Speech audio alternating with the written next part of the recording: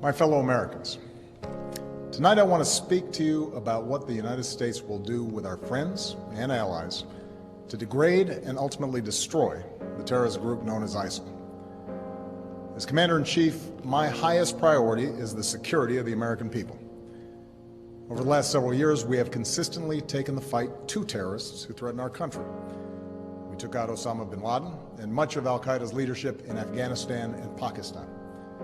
We've targeted al-Qaeda's affiliate in Yemen and recently eliminated the top commander of its affiliate in Somalia. We've done so while bringing more than 140,000 American troops home from Iraq and drawing down our forces in Afghanistan, where our combat mission will end later this year. Thanks to our military and counterterrorism professionals, America is safer. Still, we continue to face a terrorist threat. We can't erase every trace of evil from the world, and small groups of killers have the capacity to do great harm. That was the case before 9/11, and that remains true today. And that's why we must remain vigilant as threats emerge. At this moment, the greatest threats come from the Middle East and North Africa, where radical groups exploit grievances for their own gain. And one of those groups is ISIL, which calls itself the Islamic State. It is recognized by no government, nor by the people it subjugates. ISIL is a terrorist organization, pure and simple. And it has no vision other than the slaughter of all who stand in its way. In a region that has known so much bloodshed, these terrorists are unique in their brutality. They execute captured prisoners, kill children, they enslave, rape, and force women into marriage. They threatened a religious minority with genocide, and in acts of barbarism, they took the lives of 2 American journalists, Jim Foley and Stephen Sotloff. So ISIL poses a threat to the people of Iraq and Syria and the broader Middle East, including American citizens, personnel, and facilities. If left unchecked, these terrorists could pose a growing threat beyond that region, including to the United States. While we have not yet detected specific plotting against our homeland, ISIL leaders have threatened America and our allies. Our intelligence community believes that thousands of foreigners, including Europeans and some Americans, have joined them in Syria and Iraq.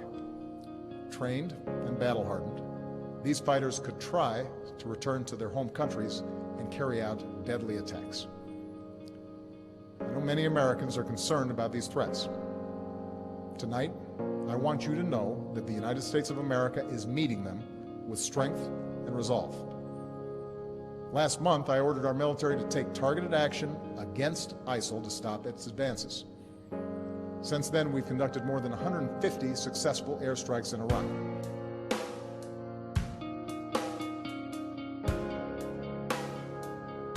A broad American leadership is the one constant in an uncertain world. It is America that has the capacity and the will to mobilize the world against terrorists. It is America that has rallied the world against Russian aggression and in support of the Ukrainian people's right to determine their own destiny. It is America, our scientists, our doctors, our know-how that can help contain and cure the outbreak of Ebola. It is America that helped remove and destroy Syria's declared chemical weapons so that they can't pose a threat to the Syrian people or the world again. And it is America that is helping Muslim communities around the world, not just in the fight against terrorism, but in the fight for opportunity and tolerance and a more hopeful future. America, our endless blessings bestow an enduring burden. But as Americans, we welcome our responsibility to lead. From Europe to Asia, from the far reaches of Africa to war-torn capitals of the Middle East, we stand for freedom, for justice, for dignity. These are values that have guided our nation since its founding. Tonight, I ask for your support in carrying that leadership forward. I do so as a Commander-in-Chief who could not be prouder of our men and women in uniform. Pilots who bravely fly in the face of danger above the Middle East, and service members who support our partners on the ground. When we helped prevent the massacre of civilians trapped on a distant mountain, here's what one of them said: "We owe our American friends our lives.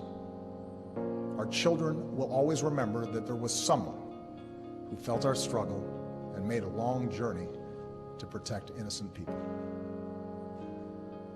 That is the difference we make in the world. And our own safety, our own security, depends upon our willingness to do what it takes to defend this nation and uphold the values that we stand for.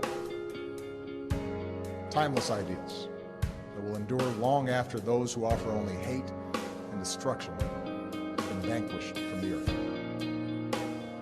May God bless our troops, and may God bless the United States of America.